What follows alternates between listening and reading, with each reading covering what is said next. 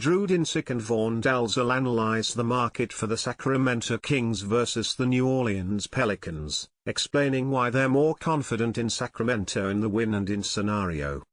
Vaughn Dalzell breaks down his two picks for the NBA play-in game between the Bulls and Heat, plus the Kings versus Pelicans. The Bulls and Heat meet for a chance to play a first-round series against the Boston Celtics that will likely end in 5 or fewer games. Jimmy Butler is out for Miami, and yet, the Heat are still favored at home against the Chicago Bulls. Alex Caruso is also questionable, so the best defender for Chicago could miss, leaving both teams down an important player. Miami did make the NBA Finals as an 8th seed, the first since 1999, but we cannot expect that to happen from either the Bulls or the Heat.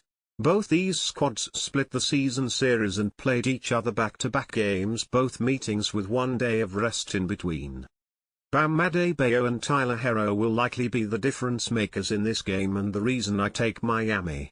Adebayo only played 2 of those meetings against Chicago and averaged 23.5 ppg, 10.5 rpg, and 5.5 apg.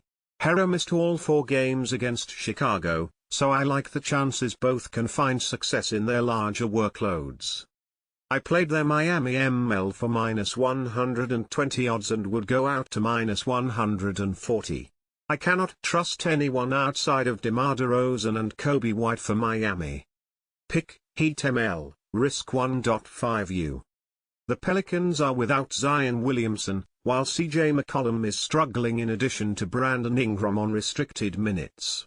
There are not many positives for New Orleans, and judging off Sacramento's effort against Golden State, this is a Kings or pass spot.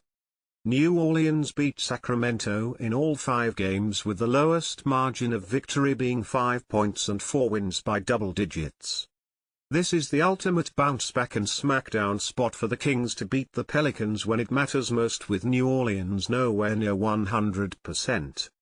I grabbed the Kings +1 at -110 odds and would go out to the ML at -125 odds.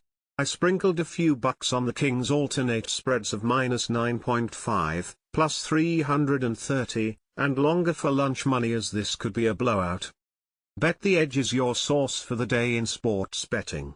Get all of Jay Croucher and Drew Dinsick's insight weekdays at 6 a.m. ET right here or wherever you get your podcasts.